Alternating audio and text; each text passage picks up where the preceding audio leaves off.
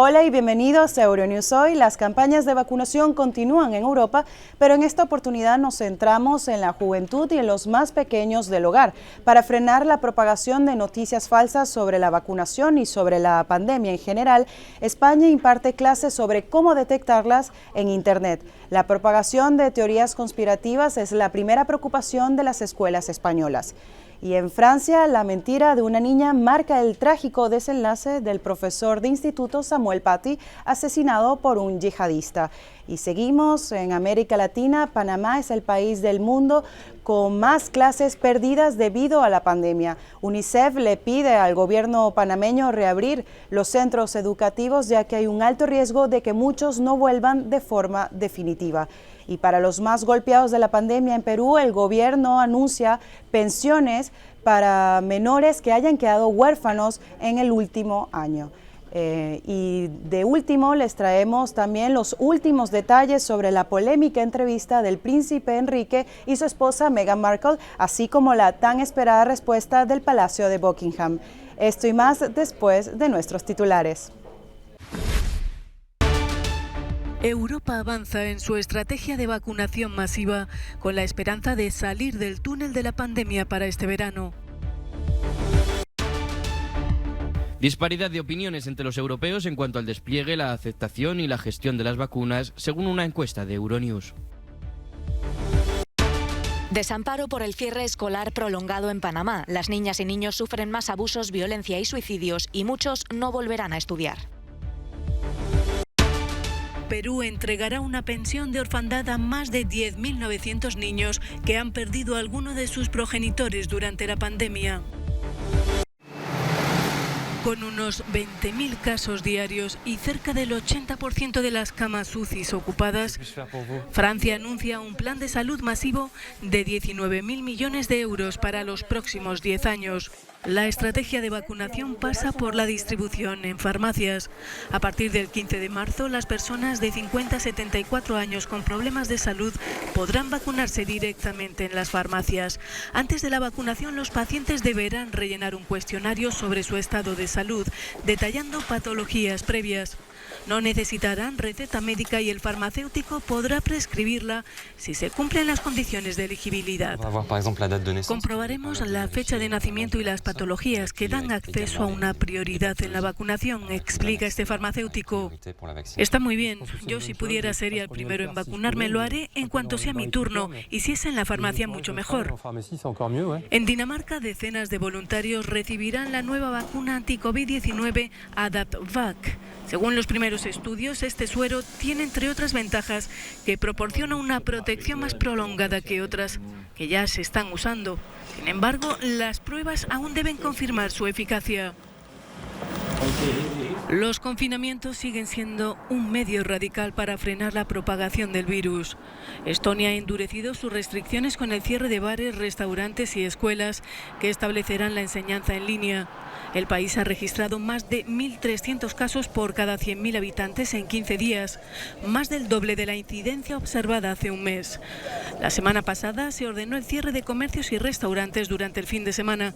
Las nuevas restricciones entrarán en vigor este jueves. Y para poner un poco de sol a nuestras vidas tan cargadas de restricciones durante la pandemia, Grecia dará la bienvenida a los turistas que hayan sido vacunados, que tengan anticuerpos o den una PCR negativa este verano. El turismo es una fuente de ingresos esencial para el país, que promueve el certificado de vacunación en toda la UE para ayudar a desbloquear el sector de los viajes. Su objetivo es comenzar su vital temporada estival a mediados de mayo. Cada minuto cuenta en la lucha contra la COVID-19. Cuando las UCI están a tope, poner hospitales sobre raíles es la única manera de dar respuesta rápida a la emergencia sanitaria. Equipado con instalaciones de cuidados intensivos, este tren puede tratar y transportar pacientes en estado crítico a otras zonas de Italia para aliviar la presión hospitalaria. Lo explica Gianfranco Battisti, el director general de los ferrocarriles italianos. Puede acoger hasta 21 pacientes con toda la tecnología necesaria, no solo para tratar a los enfermos de COVID. Lo pueden usar tanto Protección Civil como la Cruz Roja italianas para otras emergencias. Puede viajar por toda Europa y, de hecho, es el primer tren equipado así de Europa. Y después de los aviones, pronto se podrá viajar en tren sin miedo al coronavirus, ya que los viajeros se harán pruebas antes de embarcar, tanto en Roma como en Milán. Extenderemos el servicio para viajar a destinos turísticos en verano, lugares como Venecia, Florencia o Nápoles, en trenes sin COVID. Destinazioni quali Venezia, Firenze, Napoli e tante altre, di arrivare, di avere treni in assoluta sicurezza sanitaria. Pero el objetivo de FS, la compañía estatal de ferrocarriles de Italia, y de las autoridades regionales es aprovechar las instalaciones de la red de transporte para detener la propagación del coronavirus. FS también ha dedicado una parte de este aparcamiento situado enfrente de la terminal de Roma, la estación más concurrida del país, para instalar el primer centro de vacunación ferroviaria de Italia. Ocupa unos 2.000 metros cuadrados donde la Cruz Roja Italiana realizará hasta 2.000 vacunaciones diarias. La Cruz Rossa Italiana può arrivare a fare fino a 2.000 vaccinazioni al giorno. Según la Cruz Roja, esta forma de acelerar la campaña de vacunación puede reproducirse fácilmente en otras partes del país. Esto ha dado un impulso a la campaña de vacunación. Esta instalación se levantó en 7 días gracias a voluntarios. Estar en el centro de Roma significa que tanto jóvenes como ancianos pueden acceder a ella fácilmente. Movilizar todos los recursos disponibles para luchar contra la pandemia se está convirtiendo en la marca del nuevo gobierno italiano. Aumentar el número de centros en todo el país es clave para vacunar a todos y cada uno de los italianos, como prometió el ministro de Sanidad. En Europa, los programas de vacunación dan esperanzas de salir de esta crisis sanitaria sin precedentes. Sin embargo, siguen existiendo numerosos problemas, desde la escasez de suministros hasta las dificultades de distribución y la preocupación por las nuevas variantes del virus. ¿Qué opina la población? En colaboración con las consultoras Redfield y Wilton Strategies, Euronews ha realizado un estudio de opinión en 4 países. En cuanto a la pregunta general sobre si estarían dispuestos a vacunarse, una gran mayoría en Italia y Reino Unido dice que aceptaría de buen grado la vacuna. Los alemanes, con un 63%, están un poco menos seguros, pero en Francia hay una resistencia significativa. 4 de cada 10 se oponen a la oferta de inoculación gratuita o barata. Esto puede ser un reflejo de la inquietud que suscitan los distintos tipos de vacunas disponibles. Actualmente se ha autorizado el uso de 3 de ellas en los países encuestados. Precisamente a los franceses es a los que más claramente les importa el tipo de vacuna que reciben. En cambio, el 72% de los británicos parece confiar en las 3 vacunas, opinión que comparte una pequeña mayoría de alemanes, mientras que algo más de la mitad de los italianos sí están preocupados por el tipo de vacuna que reciben. Por diversas razones, el despliegue de las vacunas ha sido más rápido en algunos lugares que en otros, y eso se refleja en las actitudes hacia las autoridades competentes. En Alemania y Francia, cuyos programas se han visto envueltos en problemas, los ciudadanos están en gran medida insatisfechos con la gestión de sus gobiernos. Los italianos, por su parte, están insatisfechos en menor medida, pero la administración de Boris Johnson goza de un 85% de aprobación por su despliegue rápido. La gran esperanza de muchos es que la vacunación conduzca a la reapertura de los viajes internacionales. Los líderes están discutiendo actualmente los llamados pasaportes de vacunación, ya sea para su uso doméstico o para viajes al extranjero. Una mayoría considerable en Italia y Reino Unido dice que llevaría el pasaporte en todas las circunstancias, mientras que algunos piensan que debería ser solo para los viajes internacionales. Los alemanes son menos entusiastas, pero siguen apoyando la idea. Los franceses son los más contrarios, un 38% rechaza completamente el concepto. Todavía estamos en las primeras etapas de la vacunación masiva en toda Europa, y las actitudes pueden cambiar. Pero las respuestas iniciales del público a las cuestiones relacionadas con las vacunas han dado mucho que pensar a los dirigentes. A su corta edad, Jocelyn ya ha perdido todo un curso escolar. Como ella, miles de niños en Panamá llevan un año sin recibir una educación adecuada. Es el país del mundo con más días de clase perdidos debido a la pandemia de coronavirus. Yo a la niña antes la llevaba a una guardería, ahora no se puede. Y hay momentos que me la tengo que traer acá al sitio donde trabajo.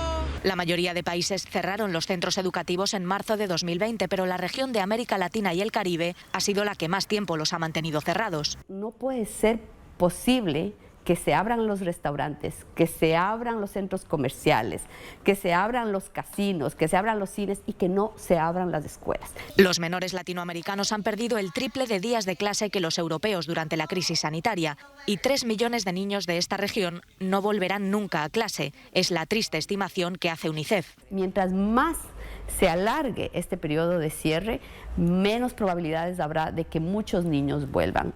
La falta de escolarización deja otra consecuencia para los niños y sobre todo para las niñas, que quedan expuestos a la violencia, el trabajo infantil y los abusos. Para muchos la escuela es un refugio de apoyo psicosocial y el único lugar en el que recibir una comida nutritiva al día. Se han incrementado los casos de violencia. El tema no solo de maltrato, pero el tema de abuso sexual, el tema de embarazo adolescente, ¿sí? Se han incrementado en muchos sitios, incluso ha habido casos de suicidio de jóvenes. Además de todas las cargas, los padres han tenido que convertirse en profesores de la noche a la mañana. Están dando demasiado folleto, demasiado, los presionan a uno y siento que es algo, muy difícil porque es un trabajo más. El limitado acceso a Internet y la falta de apoyo social han dejado a muchas familias en una situación desesperada. Los menores discapacitados, los inmigrantes, los de zonas rurales y los pobres son los más afectados por las consecuencias de una pandemia que va a aumentar enormemente la desigualdad. Perú entregará una pensión de orfandad a unos 10.900 niños que han quedado huérfanos durante la pandemia.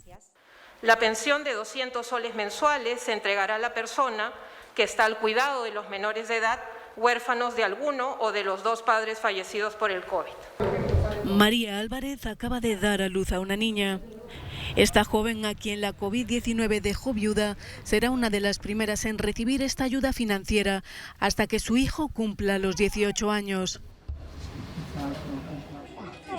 Perú supera los 48.100 fallecidos por COVID-19. El país ha registrado más de 1.300.000 casos acumulados. La pandemia ha impactado todos los aspectos de la vida social del país, creando una situación crítica tanto en el aspecto sanitario como económico.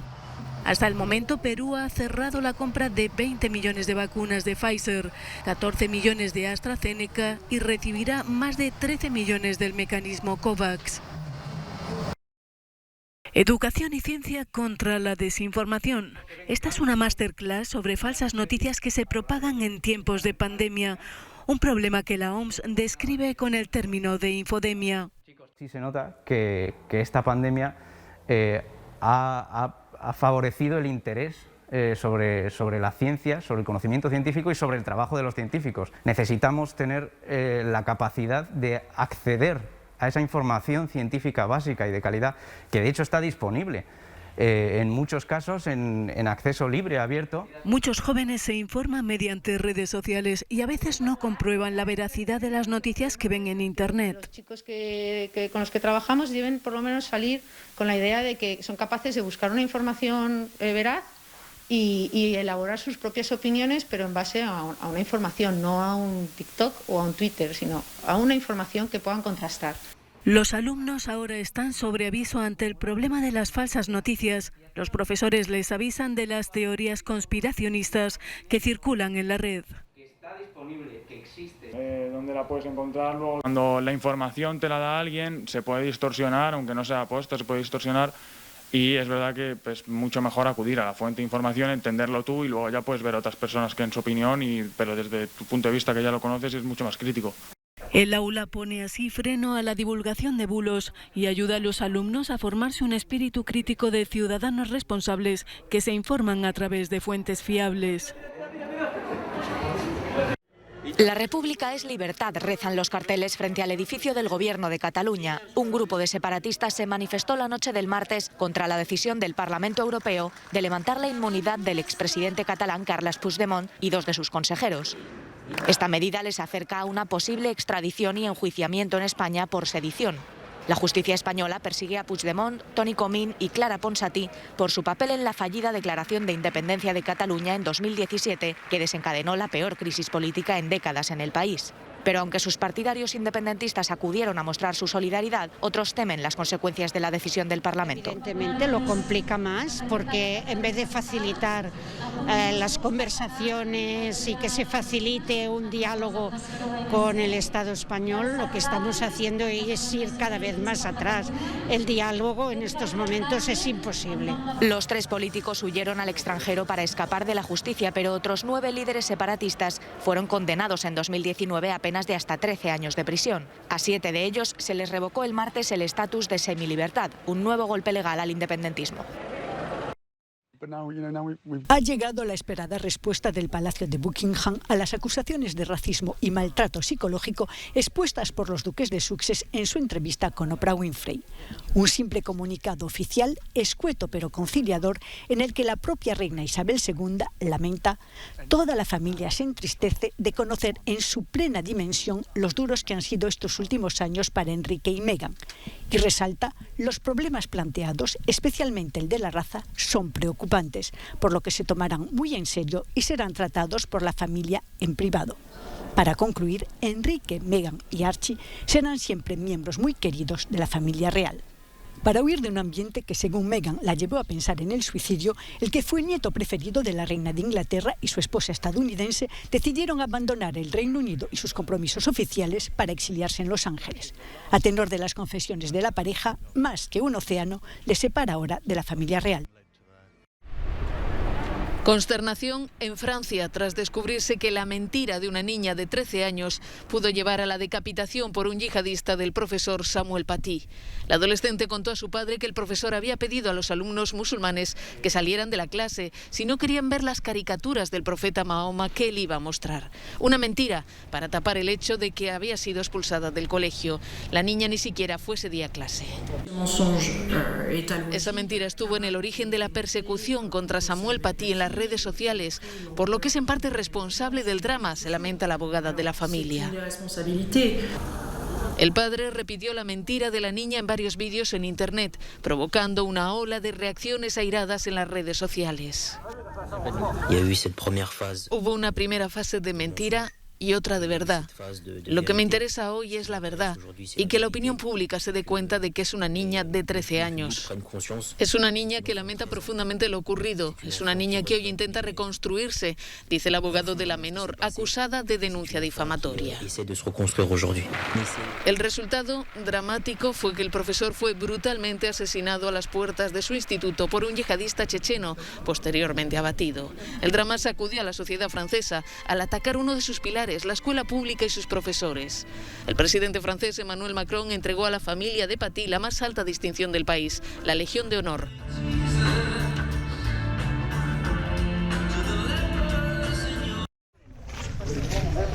Al caer la noche, una procesión se dirige a un lugar sagrado donde se encontraban los budas de Bamiyan, en Afganistán.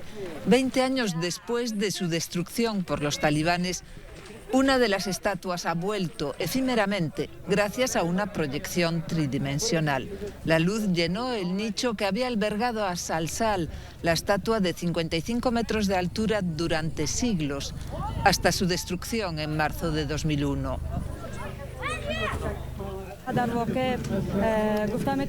La verdad es que tengo sentimientos encontrados, dice una residente en Bamiyan.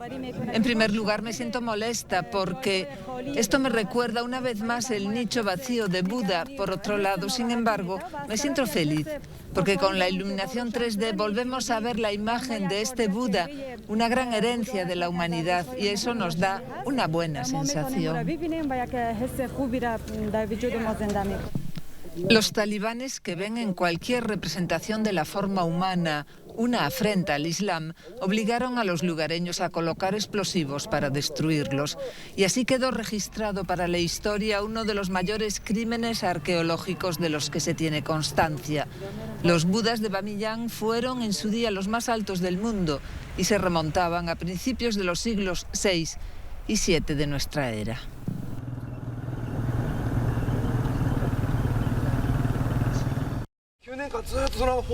Noriyuki perdió a su hija en el tsunami que devastó el noroeste de Japón hace 10 años. Ahora será uno de los encargados de llevar la antorcha olímpica por todo el país en recuerdo a quienes perdieron la vida en el desastre. Su hija Mai Suzuki estudiaba en la escuela primaria Okawa de Ishinomaki, donde murió junto a otras 73 estudiantes por el enorme terremoto y tsunami del 11 de marzo de 2011. ¿Por qué está Mai aquí? Estaba con una buena amiga con la que siempre jugaba. Fue empujada 1 metro, así que no se hizo daño porque no fue arrastrada por la corriente. Nuestra Mai usaba gafas y cuando la encontré las llevaba puestas. Pensé que si la sacudía se despertaría. La llamé mientras le daba golpecitos en las mejillas, pero no se despertó. Cuando me fijé bien, tenía manchadas la nariz y las orejas.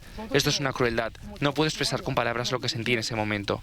Sus recuerdos de haber entrenado al equipo de baloncesto de la escuela y haber jugado con Mai y sus compañeros se empañan por la tragedia. Como homenaje, el relevo de la antorcha olímpica partirá el 25 de marzo de la prefectura de Fukushima, el corazón del desastre que dejó 18.000 muertos. Quiero correr con Mai, no solo yo. Quiero correr con todos los niños de aquí. Por eso me presenté. No quiero correr solo, sino que quiero llevar el recuerdo de Mai en el pecho y que corramos juntos. Quiero venir aquí con esa antorcha. Eso es lo que he pensado. Noriyuki será uno de los 10.000 portadores de la antorcha que juntos cruzarán el país, portando la llama ceremonial que dará el pistoletazo de salida a los aplazados Juegos Olímpicos de 2020 el 23 de julio. Esto ha sido todo por hoy. Les recordamos que nos pueden seguir en nuestras redes sociales y ver más información en nuestra página web. Les dejamos con nuestro No Comment del día hecho en Argentina. Hasta la próxima. Es casi madero, allí comienza la cola que se extiende hacia Buchar, la entrada 2, alrededor de mayores de 80, acompañados por sus padres. De una parte citaron a los mayores a vacunarse. Esta es la organización. Bueno, así todo. Esta es la situación ahora, aquí en la puerta de Luna Park. La organización de Horacio Rodríguez Larreta.